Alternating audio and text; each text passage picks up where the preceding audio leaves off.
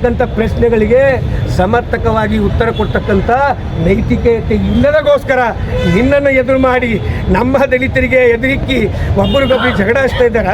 ನೀನು ಅರ್ಥ ಮಾಡ್ಕೋ, ನಿನ್ನ ಇತಿಹಾಸ ತಿಳ್ಕೋ.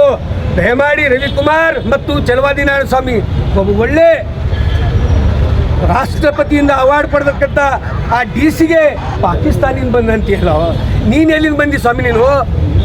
ನಿನ್ನ ಇತಿಹಾಸ ಹಿನ್ನೆಲೆ ಏನು? ನೀನೊಬ್ಬ ಅಂಬೇಡ್ಕರ್ ಬರೆದಿರ್ತಕ್ಕಂಥ ಸಂವಿಧಾನ ಫಲಾನುಭವಿ.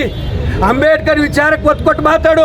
ಅದ್ರ ಬಿಟ್ಟು RSSನ ಚಡ್ಡಿ ವಿಚಾರಗಳು ಇಟ್ಕೊಂಡು ಮಾತಾಡಿ ಸಮಾಜದಲ್ಲಿ ಸಾಮರಸ್ಯ ಹಾಳು ಮಾಡಬೇಡ ಅಂತಕ್ಕಂಥ ಮಾತು ಹೇಳಿ ಈ DSSನ ಹೋರಾಟ ಇದೇ ರೀತಿ ಮುಂದುವರಿತದ. ಒಂದು ವೇಳೆ ನೀವು RSS BJPಯವರು ಅಧಿಕಾರ ದಾಹದಿಂದ ಸಮಾಜವನ್ನು ಒಳ್ಳೆಯ ಪ್ರಯತ್ನ ಮಾಡಿದ್ರೆ ನೀವು ನೆನಪಿಕ್ಕೋರಿ, ಮುಂದಿನ ದಿನಮಾನಗಳಲ್ಲಿ ನಿಮ್ಮದು ಕನಿಷ್ಠ 150 ಸೀಟಿ ಬರ್ತೀನಿ. ಮೋದಿಯವರೇ, ನಿಮ್ಗೆಲ್ಲರಿಗೆ ಹೇಳ್ತಾ ಇದ್ದೀನಿ, DSS ಅವರಿಗೆ ಕಣ್ಬೇಡ್ರಿ. DSS ಭಾರತ ಕರ್ನಾಟಕ ದೇಶದ ಇತಿಹಾಸವನ್ನು ಬರ್ತಕ್ಕಂಥ ಒಂದು ಸಂಘಟನೆ.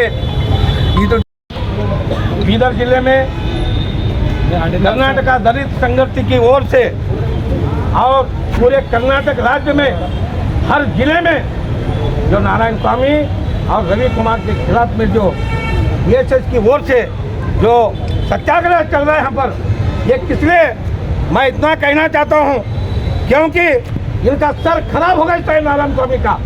क्यों खराब हो गया है?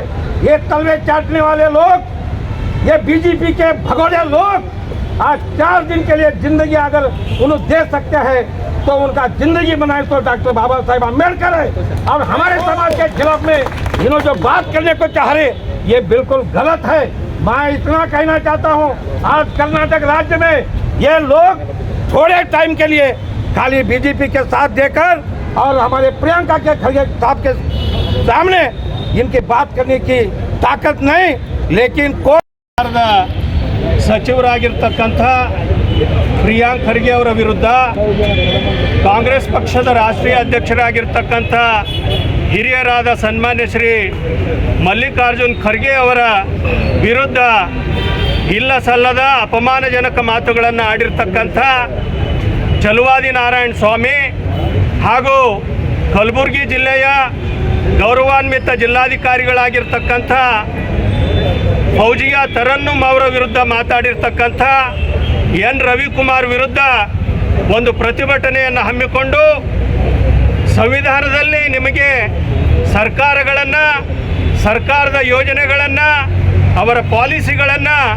ಕ್ರಿಟಿಸೈಸ್ ಮಾಡಲಿಕ್ಕೆ ನಿಮಗೆ ಅಧಿಕಾರ ಇದೆ, ಆದರೆ ಮಾತಾಡುವ ಹಕ್ಕಿದೆ ಅಂತ ಹೇಳಿ ನೀವು ಶೋಷಿತರ ಒಂದು ನಾಯಕರಾಗಿ ಶೋಷಿತರ ಬದುಕಿನಲ್ಲಿ ಅಮೂಲಾಗ್ರವಾಗಿರ್ತ ಒಂದು ರಾಷ್ಟ್ರವ್ಯಾಪ್ತಿ ಬೆಳೆದಂಥ ಒಂದು ಖರ್ಗೆ ಅವರ ಕುಟುಂಬದ ವಿರುದ್ಧ ಇಲ್ಲ ಸಲ್ಲದ ಅಪವಾದಗಳು ಮಾಡೋದು. ಪ್ರಧಾನಮಂತ್ರಿ ಒಬ್ಬ ಆನೆ ಇದೆ, ಅವ್ರ ಹಿಂದೆ ಅವ್ರು ಹೋಗ್ಲತ್ತಾರ, ನಾಯಿ ಹಂಗೆ ಹೋಗುತ್ತಾವ ಹಂಗಂತ ಪ್ರಿಯಾಂಕಾ ಖರ್ಗೆ ಅವರಿಗೆ ಒಂದು ಹೋಲಿಸಿ ಮಾತಾಡೋದು.